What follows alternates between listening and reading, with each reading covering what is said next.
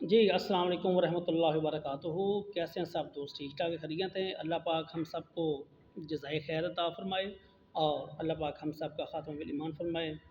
और जैसा कि सब दोस्तों को पता है कि रबीउल अव्वल का चाँद माशाल्लाह आज 3 या 4 हो गई है रबीउल अव्वल की। तो प्लीज़ सब दोस्तों से गुज़ारिश है कि वो जनाब अच्छी चीज़ को, कोई भी कलाम अच्छा हो, नात हो, नबी पाक की हम्दो सना हो, अल्लाह पाक का ज़िक्र हो उसमें। लेकिन मुसलमानों, एक बात याद रखो, कई कई चले गए ने, कईयां जाना है, कईयां टुर जाना है, कोई कुछ नहीं जे रह जाना। यकीन करो इत्थे सिर्फ इत्थे खुदा दी ज़ात दा नां रह जाना है। ते ये वेखो असी जिन्ना वास्ते पाप कमाने आ ना, जिन्ना वास्ते असी सारी दिहाड़ी झूठ सच बोलने आ, ते ये भी नहीं जे एंड दे नाल बनदे, ये भी नाल को नहीं जे जांदे। वाह जिंद आपो अपनी जे, क्योंकि जिस तरह लिखिया है ना शायर ने कि हर कोई रोंदा है अपनी यकबत लई और ज़ैनब ते कोई एहसान नहीं। ठीक है, तो सब दोस्त प्लीज़ मेहरबानी फरमा के यार, अगर कोई अच्छी चीज़ है तो उन्होंने फॉलो कराया करो, बुरी चीज़ ਨੂੰ यकीन करो। अब मैं अल्लाह माफ़ करे ऐसा ऐसा गंद टिकटॉक ਤੇ ਆਉਂਦਾ है, यकीन करो दिल कंब ਜਾਂਦਾ, रूह कंब ਜਾਂਦੀ है। ਅਸੀਂ ਵੀ ਧੀਆਂ ਪੈਣ ਵਾਲੇ ਆ, ਅਸੀਂ ਲੇਕਿਨ ਅਸੀਂ ਉਹਨਾਂ ਨੂੰ ਨਾ ਤੇ ਫਾਲੋ ਕਰਨੇ ਆ, ਨਾ ਉਹਨਾਂ ਦੀ ਯਾਨੀ ਕਿ ਚੈਨਲ ਨੂੰ ਸਬਸਕ੍ਰਾਈਬ ਕਰਨੇ ਆ। ਕਿਉਂਕਿ ਕੱਲ ਜਨਾਬ, ਇਹ ਕੱਲ ਨੂੰ ਬਰੋਜ਼ੇ ਹਸ਼ਰ ਜਦੋਂ ਸਾਡੀ ਜ਼ਬਾਨ ਬੰਦ ਹੋ ਜਾਣੀ ਹੈ ਨਾ, ਉਦੋਂ ਹਰ ਸ਼ੈ ਬੋਲਣੀ ਹੈ। हथ दियाँ उंगलियां बोलणगियां, पैर बोलणगे, अखां बोलणगे, कन्न बोलणगे, हर चीज़ बोलेगी। अज तो ज़बान बोलती है ना तो हर चीज़ खामोश है, लेकिन उस दिन ज़बान खामोश हो जाएगी, हर चीज़ बोलेगी। तो इस वास्ते तमाम दोस्त भाई जिन्ने भी ने माशाल्लाह मेरे टिकटॉक के यानी कि दोस्त ने, यूट्यूब के सबसक्राइबर जिन्ने भी सारे दोस्त ने, प्लीज़ मेहरबानी करके अच्छी चीज़ नू शेयर कराया करो, फॉलो कराया करो, ਉਹਦੇ ਚੈਨਲ ਨੂੰ ਸਬਸਕ੍ਰਾਈਬ ਕਰਿਆ ਕਰੋ। ਅਸੀਂ ਅਗਰ ਪਰ ਯਕੀਨ ਕਰੋ, ਮੈਂ ਐਸੇ ਐਸੇ ਲੜਕੀਆਂ YouTube ਤੇ ਵੇਖੀਆਂ ਨੇ, ਜਾਂ ਤੇ YouTube ਤੇ ਵੀ TikTok ਤੇ ਵੀ, ਉਹਨਾਂ ਕਦੀ ਕਿਹਾ ਵੀ ਨਹੀਂ ਕਿ ਸਾਡੇ ਯਾਨੀ ਕਿ ਸਾਡੇ TikTok ਨੂੰ ਫਾਲੋਵਰ ਕਰੋ, ਯਾਨੀ ਕਿ ਸਾਡੇ ਚੈਨਲ ਨੂੰ ਸਬਸਕ੍ਰਾਈਬ ਕਰੋ।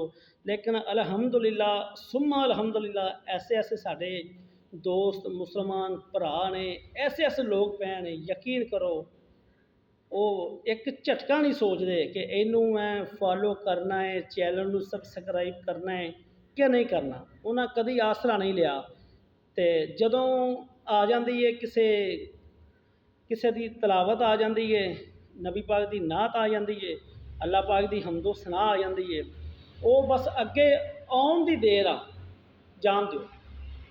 ਉਹ ਤਾਂ ਉਹਨੂੰ ਨਹੀਂ ਵੇਖਣਾ ਉਹ ਵਿਚਾਰਾ ਕੀ ਕਹਿਣ ਡਿਆ, ਉਹਦੀ ਗੱਲ ਨੂੰ ਤੇ ਇੰਜ ਭਜਾਉਂਦੇ ਨੇ ਜਿਵੇਂ ਪਤਾ ਨਹੀਂ ਉਹਨੇ ਅੱਗੇ ਕੋਈ ਗਰਨੇਡ ਕੱਢਿਆ, 3 ਨਟ ਦੀ ਗੋਲੀ ਕੱਢੀ ਹੈ ਵਿੱਚੋਂ। ਬਈ ਨਹੀਂ, ਜੋ ਹੋ ਜਾਏ ਇਹਦੀ ਅਸਾਂ ਗੱਲ ਨਹੀਂ ਸੁਣਨੀ, ਮਤਾ ਕਿਤੇ ਇਹਦੀ ਗੱਲ ਸਾਡੇ ਪੱਲੇ ਨਾ ਪੈ ਜਾਵੇ। ਯਕੀਨ ਕਰੋ ਬੰਦੇ ਆ ਮੈਂ ਵੇਖਿਆ ਹੈ, ਜਿੰਨਿਆਂ ਲੋਕਾਂ ਵੀ ਇਸਲਾਮਿਕ ਚੈਨਲ ਬਣਾਇਆ ਨਾ, ਯਕੀਨ ਕਰੋ ਉਹ ਲੋਕ ਇਸਲਾਮਿਕ ਚੈਨਲ ਛੱਡ ਕੇ ਨਾ ਤੇ ਨਾਚ ਗਾਣੇ ਦੀ ਤਰਫ ਆ ਗਏ ਨੇ, ਗੰਦ ਦੀ ਤਰਫ ਆ ਗਏ ਨੇ। ਲੇਕਿਨ ਅਲਹਮਦੁਲਿਲਾ असां बनाया तो सिर्फ इस्लामिक चैनल दियां नातां बनानियां ने। कोई फॉलो करता है करे, नहीं करता ना करे, क्योंकि बकरे का काम हुंदा सिर्फ जान देना, पिंड नूं रजाना नहीं। साडा काम है अल्लाह पाक दी हम्दो सना बयान कर देनी, उहदे महबूब का जिक्र कर देना।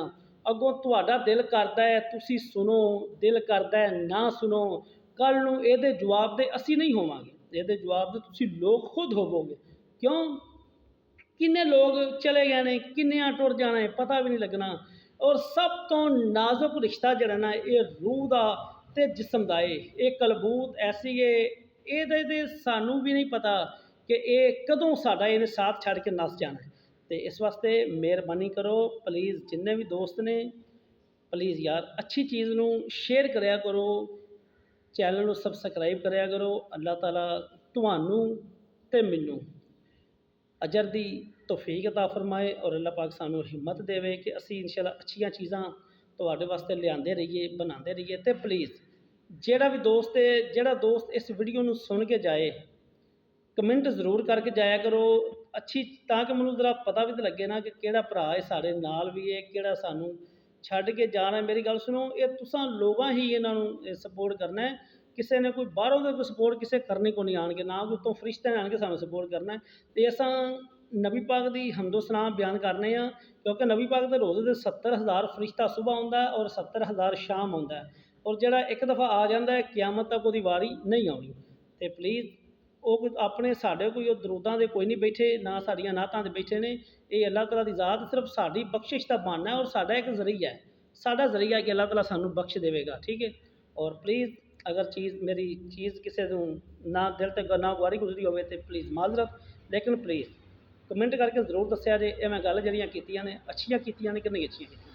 ਅੱਲਾਹ ਪਾਕ ਹਮ ਸਭ ਨੂੰ ਹਦਾਇਤ ਅਤਾ ਫਰਮਾਏ। ਆਮੀਨ ਸੁੰਮਾ ਆਮੀਨ।